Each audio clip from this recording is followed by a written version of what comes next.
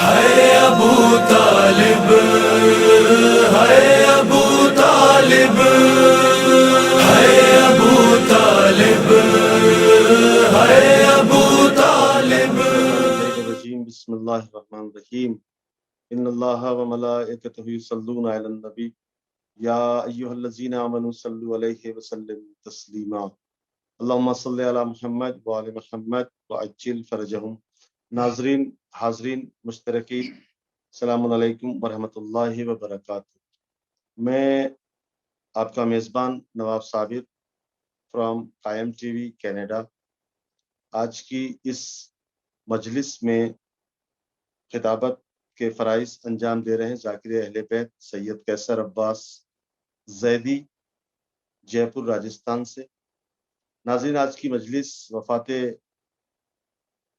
حضرت ابو طالب علیہ السلام کے حوالے سے زیر اہتمام قائم ٹی وی کینیڈا آپ حضرات کی خدمت میں پیش کی جا رہی ہے۔ میں نہایتی ادب و احترام کے ساتھ گزارش کرتا ہوں ذاکر اہل بیت عالی جناب سید قیصر عباس زیدی صاحب سے کہ وہ تشریف لائیں اور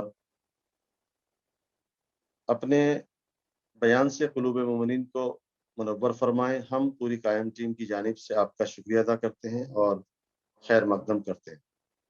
لا حول ولا قوة إلا بالله العلي العظيم أعوذ بالله من الشيطان الرجيم بسم الله الرحمن الرحيم الحمد لله الذي هدانا لهذا وما كنا لنهتدي لولا أن هدانا الله لقد جاءت رسول ربنا بالحق الصلاة والسلام التحية والإكرام على من اختاره من شجرة الأنبياء ومشكاة الضياء والمنهاج البادي والكتاب الهادي مولده بمكة وهجرته باتباع آلا بها ذکرہ حجت کافیہ وعزت شافیہ ارسلہ بالدین المشہور والعلم المعصور والکتاب المستور ونور الساطع وضیاء اللامع مولانا ومولا الثقلین جد الحسن والحسین ابو القاسم محمد وآلہ الطیبین الطاہرین المعصومین المظلومین ولعنت اللہ علی اعدائہم اجمعین بیومنا ھذا الی قیام یوم الدین۔ اما بعد فقد قال اللہ سبحانہ وتبارک وتعالی فی کتابہ المبین وہو اصدق القائلین وقوله الحق بسم اللہ الرحمن الرحیم الم یجدک یتیما فآویٰ وواجدک ضالا فہدیٰ وواجدک عائلا فاغنی فاما الیتیما فلا تقہر واما سائلا فلا تنہر واما بنعمت ربک فحدث۔ صلوات بھیجیے حضرات گرامی قدر، آج کی یہ مجلس جو تاریخ جناب ابو طالب سے منسوب ہے، وہ ابو طالب جس نے کائنات کے نبیوں کے سردار کی پرورش کی، وہ ابو طالب جنہوں نے درخت کی پتیاں چبا کر کے شیب ابو طالب میں زندگی گزاری، کائنات کے نبی کی حفاظت کی، یا مجھے یوں کہنے دیجئے کہ ابو طالب کا ہر عمل رسول کی اطاعت کرتے ہوئے قرآن کی آیت بن کر لوح محفوظ میں محفوظ ہو رہا۔ آپ دیکھیے، میری آج کی تقریر کا موضوع ایمان ابو طالب۔ آج کی تاریخ کے اعتبار سے میں نے قرآن مجید کی جن آیتوں کی تلاوت کر کے آپ کے شاداب ذہنوں کو نظر کیا، جس میں پروردگار عالم عظمت ابو طالب بتاتے ہوئے ارشاد فرما رہا ہے کہ الم یجد کا یتیمن فآویٰ، اے میرے حبیب کیا تم یتیم نہ تھے جبکہ ہم نے تمہاری پرورش کی۔ آپ دیکھتے جائیے قرآن کی آیتیں کیا کہہ رہی ہیں اور عمل کون کر رہے ہیں۔ الم یجد کا یتیمن فہم، اے میرے حبیب کیا تم یتیم نہ تھے جبکہ ہم نے تمہیں پرورش کی، کیا تم غریب نہ تھے جبکہ ہم نے تمہیں غنی بنایا۔ تو اے میرے حبیب اب ہماری نعمتوں کا تقاضا یہ ہے کہ اگر کوئی یتیم تمہارے سامنے آ جائے تم اسے جھڑکو نہیں، کوئی سائل سوال کر بیٹھے تو اس کے سوال کو ٹھکراؤ نہیں، اور دیکھو اپنے رب کی نعمتوں کو یاد دلاتے رہو اور ان کو یاد دلاتے رہو کہ ان کا ایک ہی خالق کو مانو۔ لیکن دیکھتے تو یہ ہے کہ یہاں آیت کا انداز بدل دیا، اب تعارف کا تذکرہ نہیں ہوتا بلکہ یہ کہا جاتا ہے کہ اپنے رب کی نعمتوں کو بیان کرو۔ معلوم ہوتا ہے یہ قدرت تعریف کے عوض میں ایک ایسے کام کا مطالبہ کر رہی ہے کہ جسے بیان نعمت کا نام دیا جا سکے، اور پھر یہ کہا جائے کہ حضور نے حکم الہی پر مکمل طریقے سے عمل کیا۔ قبل اس کے کہ میں اس نقطے کو واضح کروں، پہلے آیتوں کی وضاحت کر دینا ضروری سمجھتا ہوں، اس لیے کہ میری تقریر کا موضوع مدح صحابہ ہے، اور میں آج ایسے صحابی کی مدح کرنا چاہتا ہوں جس سے زیادہ رسول اکرم کے ساتھ کسی نے نہیں۔ یاد رکھیے، یتیم کے شرعی اور لغوی استعمالات کو دیکھنے کے بعد معلوم ہوتا ہے کہ انسان کی مکمل یتیمی کا تحقق اسی وقت پیدا ہوتا ہے کہ جب اس کے تمام شرعی اولیت دنیا سفر کر جاتے ہیں اور کوئی سرپر نہیں لیتا۔ ارباب علم جانتے ہیں کہ شرعی اعتبار سے ولایت صرف باپ و دادا کو حاصل ہوتی ہے۔ یہ اور بات ہے کہ عام طور پر ماں کو بھی سرپرست استعمال کیا جاتا ہے اور ماں کے مرنے کے بعد بھی بچے کو یتیم کہا جاتا ہے۔ اس بنا پر انسان کی مکمل یتیمی کا تحقق اسی وقت پیدا ہوتا ہے جب اس کی نہ ماں زندہ ہے، نہ باپ، نہ دادا۔ قرآن پیغمبر کو یاد دلا رہا ہے کہ تم یتیم تھے، ہم نے تمہیں پناہ دی۔ اب دیکھنا یہ ہے کہ پیغمبر اسلام کس وقت یتیم ہوئے اور قدرت نے کس طرح پناہ دی۔ آپ توجہ فرمائیں کہ ابھی پیغمبر اسلام بطن مادر ہی میں تھی کہ باپ نے دنیا سے انتقال کیا، ابھی چند سال کا سن گزرا کہ ماں کے سائے سے بھی محروم ہو گئے، ابھی تھوڑا عرصہ گزرا کہ دادا نے بھی دادا میں فارغت دے دیا۔ آپ رسول ہیں اور یتیمی اور مکمل یتیم۔ ارشاد خالق ہے کہ اس ماحول میں ہم نے رسول کو پناہ، اور تمام تاریخ اس بات پر اتفاق کیے ہوئے ہیں کہ حضرت عبد المطلب رسول اکرم کے دادا جس وقت دنیا جانے لگے اور آپ کو بچے کی لاوارثی خیال ہوا تو آپ نے تمام افراد خاندان پر نظر ڈالی اور آخر میں ابو طالب کو قریب بلایا تو کہنے لگے، فرزند میں اس بچے کے دعوی منصب تک زندہ نہ رہوں، لیکن ابو طالب تمہیں اس بچے کی حفاظت کرنا، اس کی نصرت کرنا، اسے دشمنوں کے شر سے محفوظ رکھنا۔ ابو طالب نے بے ساختہ عرض کیا، بابا جان آپ یہ کیا فرما رہے ہیں؟ بھلا میری زندگی میں کس کی مجال ہے جس کی طرف ترچھی نظر کر کے بھی دیکھ سکے؟ تو عزیز و تاریخ تو یہ کہتی ہے کہ عالم یتیمی میں پناہ دینے والے ابو طالب تھے، اور قرآن یہ کہتا ہے کہ اللہ نے پناہ دی۔ معلوم ہوتا ہے کہ یہ وہ بندہ ہے جس کے فضل کو اللہ اپنی طرف منسوب کر رہا ہے، تو کیا اس کے لیے یہ کہہ دیا جائے کہ ایمان نہیں لا؟ میں تو یہ کہتا ہوں کہ ابو طالب جیسا فرما بردار تاریخ میں پیدا ہی نہیں کیا۔ یہ وہ عظمت ہے جس کے ایک جانوں پر نبوت پروان چڑھ رہی ہے، دوسرے جانوں پر امامت پروان چڑھتی ہے۔ یہ ہے عظمت ابو طالب۔ عزیزان گرامی، تفصیل میں جانے کا وقت نہیں، بات مختصر کر کے میں عرض کرنا چاہتا ہوں، اب کائنات کی سب سے بڑی امانت ابو طالب کے زیر سائے میں پروان چڑھ رہی۔ اب کائنات کی سب سے بڑی امانت نبیوں کے سردار کی پرورش ابو طالب کے زیر سائے میں ہو رہی۔ اب پیغمبر اسلام نے کیا کہا؟ یتیموں کا خیال رکھا جیسے پروردگار نے بتایا تھا، غریبوں کا خیال رکھا، اللہ کی نعمتوں کو لوگوں پہ ظاہر کیا، اور اس کے بعد کیا کہا تھا پروردگار نے کہ انہیں یاد دلاتے رہو گے ان کا ایک ہی خالق و مالک۔ اب پیغمبر اسلام نے کہنا شروع کیا، ایھا الناس قولوا لا الہ الا اللہ، اے لوگو تم اللہ کی وحدانیت کی اقرار کرو، اللہ کی توحید کے اقرار کرو، بلا شرکت غیر اسے وحدہ لا شریک مانو، سجدہ صرف اسی کے لیے ہے، عبادت صرف اس کے لیے، سر جھکے صرف اس کے سامنے، کبریائی اس کے لیے، جبروت اس کے لیے، کائنات کی اشیاء سے سجدہ کرتی ہیں۔ اب جیسے ہی پیغمبر اسلام نے کہا کہ ایک خدا کی وحدانیت، تو اب جتنے جھوٹے خداؤں کی اپنے ہاتھ سے بنائے ہوئے خداؤں کی لوگوں نے دکانیں کھول رکھی تھی، سب کے کاروبار بند ہوتے ہوئے نظر آنے لگے۔ تمام لوگ پریشان ہو گئے، میٹنگ کی، اور تمام کفار قریش ابو طالب کے پاس آتے ہیں اور کہتے ہیں، ابو طالب آپ سردار مکہ ہیں، پورا عرب کا مستقبل آپ کی آنکھوں کے سامنے ہے. آپ اپنے بھتیجے سے کہہ دیں کہ وہ ہمارے خداؤں کو برا نہ کہے, وہ اپنے خدا کو مانے, ہم اپنے خدا کو مانیں. ابو طالب نے کہا فرزند کو آنے دو, بھتیجے کو آنے دو, میں بات کرتا ہوں. اس میں سے ایک شخص نے کہا ابو طالب اگر آپ کا بھتیجا آپ کی بات نہیں مانتا ہے تو پھر آپ راستے سے ہٹ جائیے, اس کو ہمارے حوالے کر دو. بس یہ کہنا تھا کہ ابو طالب کی آنکھوں میں جلال کے عالم میں خون چمکنے لگا. کہا تمہاری یہ مجال کہ تم محمد سے آگے آ کے ملو, اس پر حملہ کرو اور میں راستے سے ہٹ جاؤں. ارے تم کو محمد تک جانے کے لیے ابو طالب جیسی چٹان کو پار کرنا پڑے گا. جلال کا یہ عالم دیکھ کر کے سارے کفار قریش پیچھے ہٹے. پھر میٹنگ کی کہ ہمیں اب بنی ہاشم سے قطعی تعلق کر لینا چاہیے, نہ ان کے شادی بیاہ کرنے چاہیے, نہ تجارتی معاملات کرنے چاہیے. دیکھیں کب تک یہ اپنی باتوں پر اڑے رہتے ہیں. جناب ابو طالب تمام افراد خاندان کو لے کر کے شیب ابو طالب میں چلے. 3 سال تک شیب کی زحمتیں برداشت کرتے رہے. درخت کی پتیاں چبا کر زندگی گزار رہے ہیں لیکن محمد کو قوم کے حوالے نہیں کر رہے.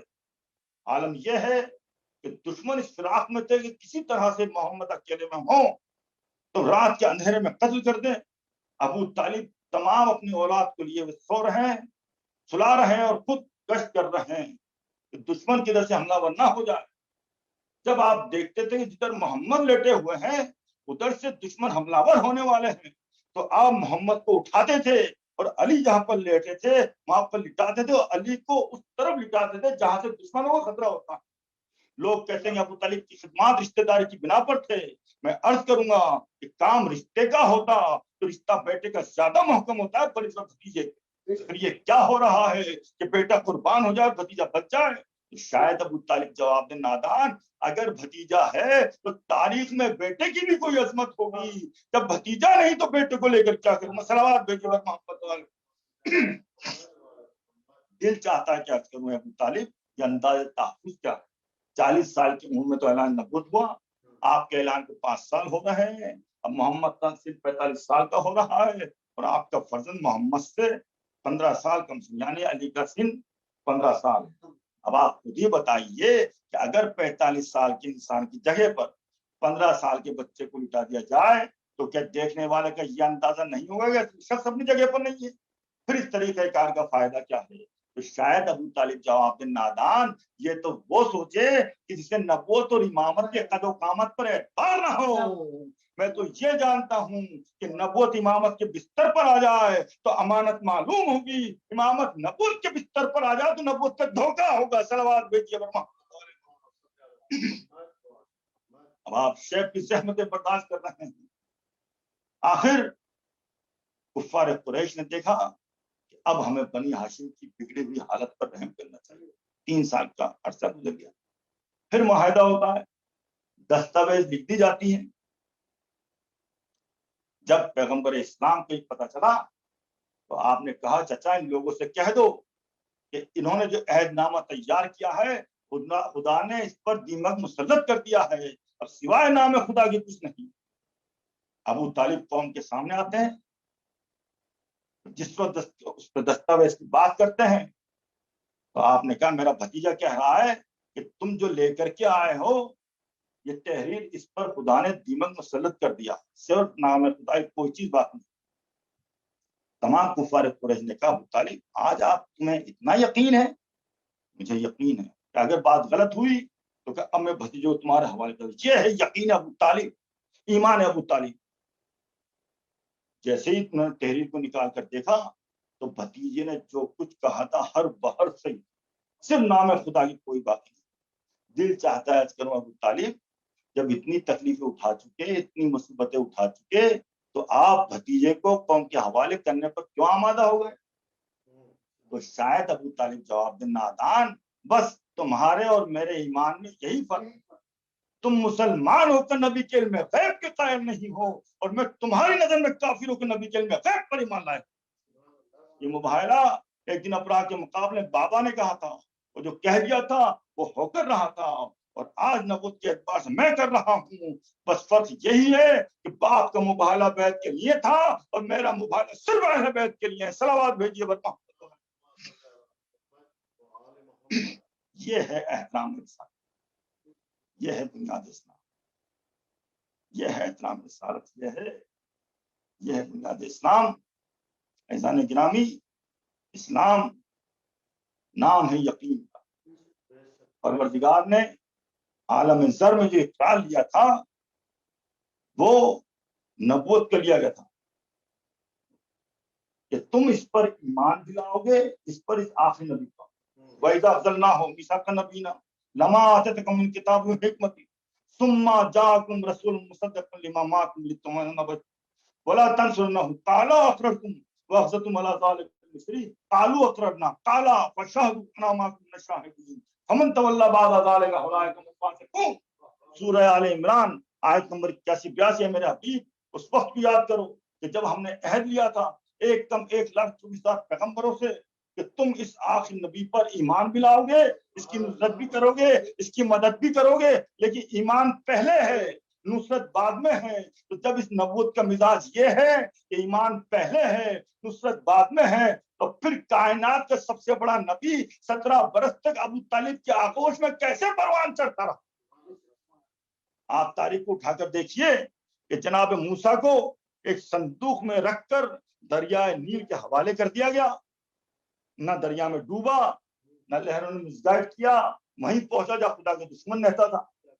جناب آسیہ اور فرعون ٹہل رہے تھے، صندوق کو دیکھا، کہا نکال کے لے کے آؤ۔ اب جو کھول کر کے دیکھا تو چاند سا بچہ اس میں نظر آیا۔ آسیہ جو کہ ایک مومنہ تھی، عزیزو تاریخ میں ایسی بھی بیویاں گزری ہیں جو کافر کے گھر میں رہ کر بھی مومنہ کہلاتی ہیں، اور ایسی بھی بیویاں ہیں جو نبی کے گھر میں رہ کر بھی کافرہ کہلاتی ہیں۔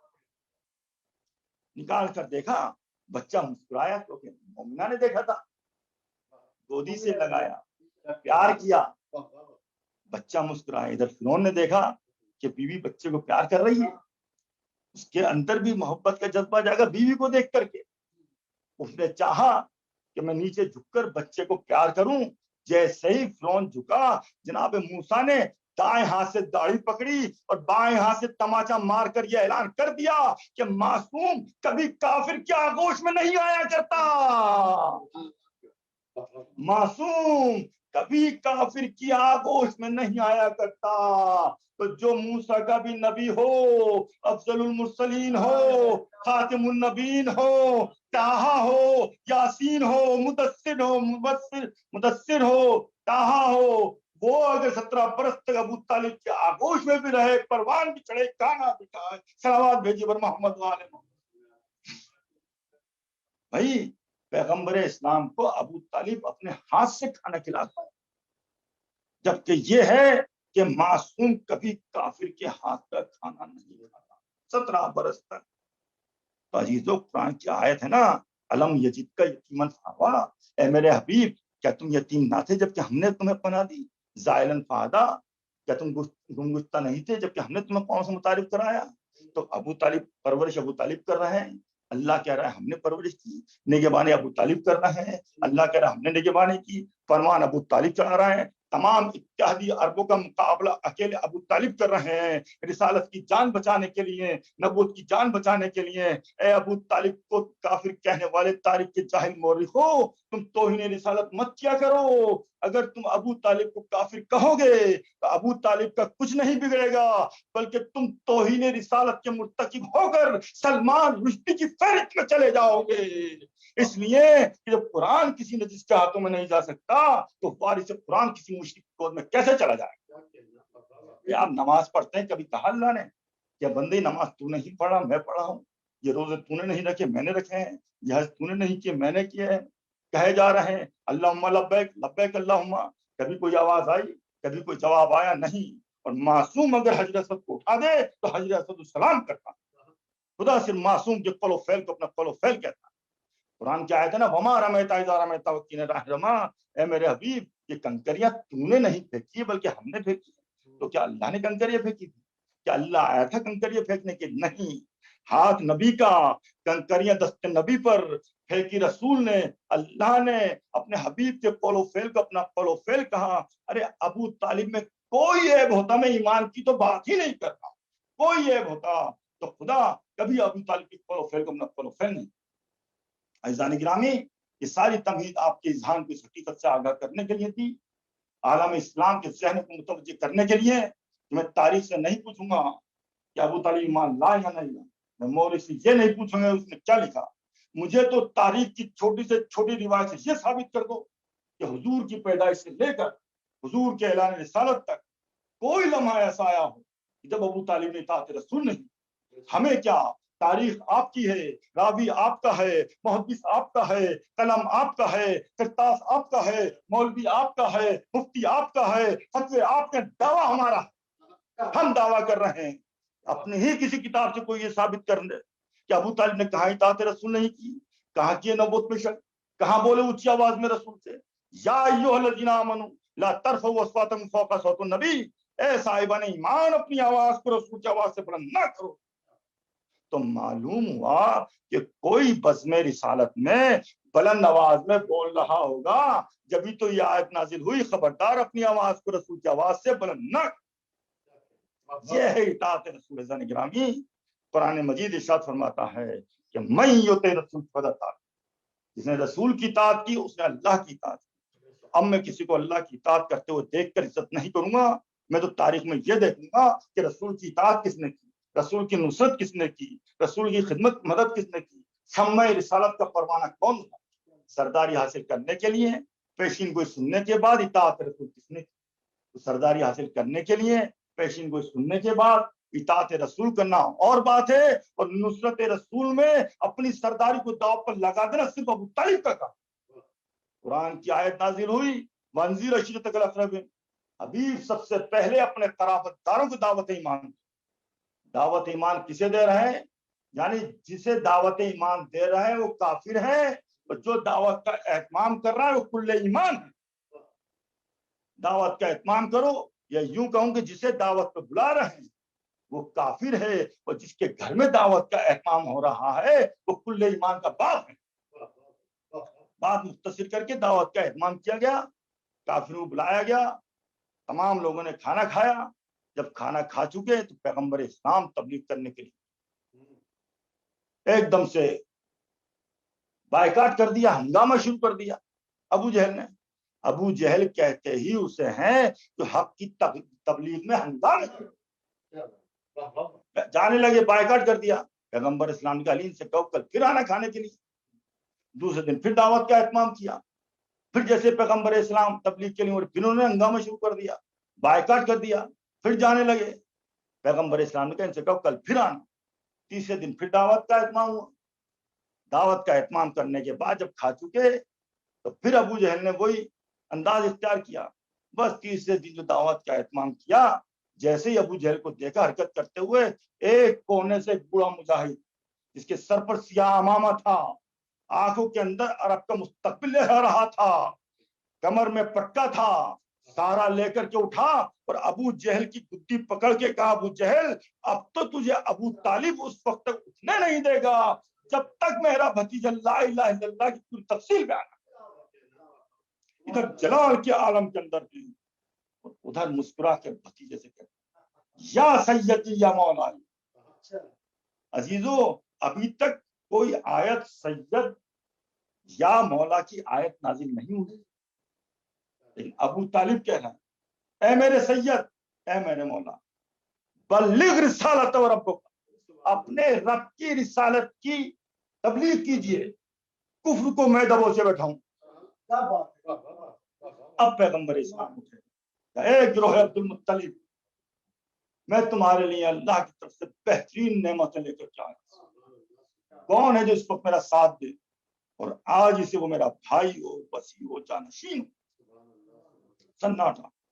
ایک طرف سے باپ اٹھا تھا، دوسرے کونے سے بیٹا علی ابن ابی طالب، 9 سال کی عمر، پنڈلیاں باریک تھی، آواز کمزور تھی.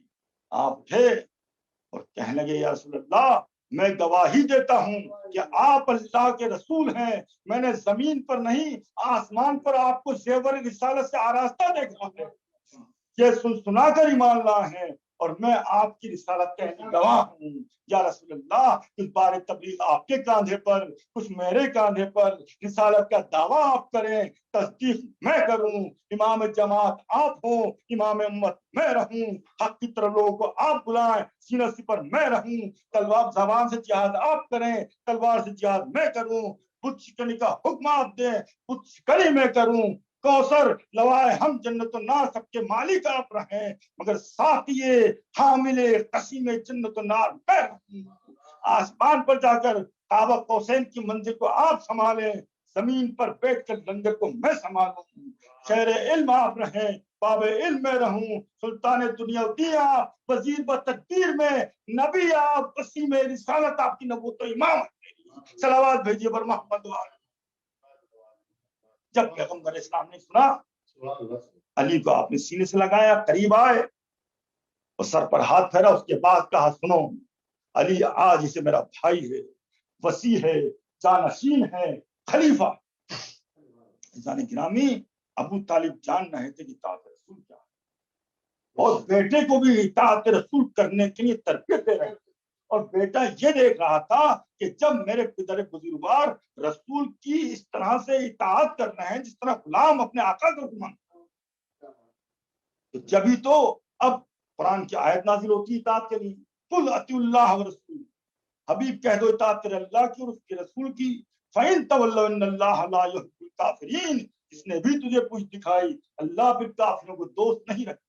میری سمجھ میں نہیں آتا کہ جنگ احد میں جب علی کی ذوالفقار کے صدقے میں ہاری جنگ جیت لی گئی اور پلٹ کے سارے لوگ آ گئے تو پیغمبر اسلام نے کہا بھائی تم لوگ مجھے چھوڑ کے کیوں چلے گئے تھے؟ تمام لوگ کہنے لگے یا رسول اللہ ہم تو جنگ میں مصروف تھے، ہم تو میمنہ پر حملہ کر رہے تھے، ہم تو میسرا پر حملہ کر رہے تھے، ہم تو قلب لشکر پر حملہ کر رہے تھے، لیکن ہم کیا کریں؟ کمبخت شیطان نے آسمان میں ایک آواز لگا دی کہ محمد ختم ہو گئے، آپ دکھائی بھی نہیں دے رہے تھے، آپ گلے میں گرے ہوئے تھے۔ عزیزو، جس کی سوچ جیسی ہوتی ہے ویسا ہی عمل کرتا ہے، اس لیے جیسی سوچ ہوتی ہے ویسا علم ہوتا ہے، جیسا علم ہوتا ہے ویسا عمل ہوتا ہے۔ تو یہ تو شیطان کی آواز تو سن رہے تھے لیکن پیغمبر اسلام کی آواز نہیں سن رہے تھے۔ پیغمبر اسلام برابر کہہ رہے ہیں کہ میں ابھی زندہ ہوں۔ فوراً آپ نے علی سے کہا علی کیا یہ تم نے بھی آواز سنی تھی؟ علی نے عرض کیا رسول اللہ آواز تو میں نے بھی سنی تھی۔ کہا پھر تم کیوں نہیں گئے؟ عرض کیا رسول اللہ اپنے اپنے ضرف کی بات، اپنے اپنے ایمان کی بات، اپنے اپنے حسب و نسب کی بات، اپنے اپنے باپ کے خون کی شرافت کی بات ہے۔ آواز انہوں نے بھی سنی، آواز میں نے بھی سنی۔ انہوں نے جب یہ آواز سنی تو یہ پہاڑ کی طرف ایسے بھاگ رہے تھے جیسے جنگلی بکریاں بھاگتی ہیں، لیکن میں نے جب یہ آواز سنی تو میرے باپ ابو طالب کی آواز کان میں آئی، علی جب تک محمد زندہ نہ رہے تو تیرے جینے سے کیا فائدہ؟ صلوات۔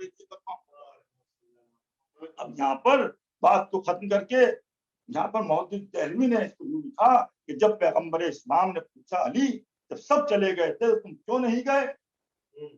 تو علی نے بڑا بصیرت کا جواب دیا یا رسول اللہ اکبر بعد ایمان، کہ ایمان کے بعد کفر اختیار کر لیتا ہوں۔ علی کا یہ جملہ میری سمجھ میں نہیں آیا، لیکن جب قرآن مجید کی سورہ آل عمران کی آیت نظر پڑی تو پتہ چلا کہ جوش خطابت نہیں تھا بلکہ علی کا حکمت میں ڈوبا ہوا کلام تھا۔ ادھر علی نے جب یہ کہا یا رسول اللہ جنہوں نے آپ کے ساتھ چھوڑ دیا وہ کفر اختیار کر گئے، اللہ نے علی کے جملوں کو آیت بنا کر قرآن میں درج کر دیا فَإِن تَوَلَّوْا إِنَّ اللَّهَ لَا يُحِبُّ الْكَافِرِينَ۔ اے میرے حبیب علی نے ٹھیک ہی کہا ہے، اس نے بھی تمہیں پوری دکھائی، اللہ پھر کافروں کو دوست نہیں رکھتا۔ ہاں عزیزان گرامی یہ عظمت ابو طالب ہے، لیکن افسوس آج اسی ابو طالب کی وفات کی تاریخ ہے۔ شان حیدر کرار کے لیے تمام مسلمانوں کے لیے بڑے غم کی تاریخ ہے۔ آخر وہ وقت آتا ہے کہ آپ کی حالت زیادہ خراب ہوتی ہے اور آپ دنیا سے رخصت ہوتے ہیں۔ خاندان بنی ہاشم میں کوہرام بپا تھا، لوگ زار و قطار گریا کر رہے تھے۔ جس وقت آپ کو غسل دیا علی نے، آپ کے فرزندوں نے کفنایا، تابوت کے اندر آپ کو جنازہ رکھا، تابوت کو اٹھا کر کے گھر سے باہر لے جانے لگے، اہل حرم میں کوہرام بپا ہو گیا، خاندان بنی ہاشم میں کوہرام بپا ہو گیا۔ میں عرض کروں گا ابو طالب ارے آپ خوش نصیب تھے، آپ نے کوئی زخم تو نہیں کھایا، آپ کے کوئی تیر تو نہیں لگا، آپ کے کوئی نیزہ تو نہیں لگا، لیکن آپ ہی کا فرزند کربلا کے اندر ارے نانا کے دین کو بچانے کے لیے، حق و باطل کا فیصلہ کرنے کے لیے 1951 زخم کھا کر حسین حسین سلجنا پر ڈگمگا رہے ہیں، کوئی سہارا دینے والا نہیں ہے۔ ارے ماں جلتی ریت پر ہاتھ پھیلائے ہوئے ہے، اے سلجنا میرا بچہ تیرے حوالے ہے۔ ارے جس کو میں نے چکیاں پیس پیس کر پالا تھا، ظالموں نے یہ حالت کر دی۔ حسین ابھی گھوڑے پر ڈگمگا رہے تھے کہ آپ گھوڑے سے زمین پر آئے، چمر ملعون خنجر لیے آگے بڑھا، پوسا گائے نبی پر خنجر پھیر دیا، جس سے سیاہ آندیاں چلنے لگی، ہر طرف سے لا قتل الحسین بے کربلا کی صدائیں بلند ہونے لگی۔ اہل حرم خیموں سے باہر نکل پڑے، واہ حسینہ، واہ مظلومہ، واہ محمدہ، واہ غربتہ کی صدائیں بلند ہوئی۔ ان للہ و انا الیہ راجعون، رضاً بقضاء و تسلیما لامر۔ ناظرین کرام، یہ تھے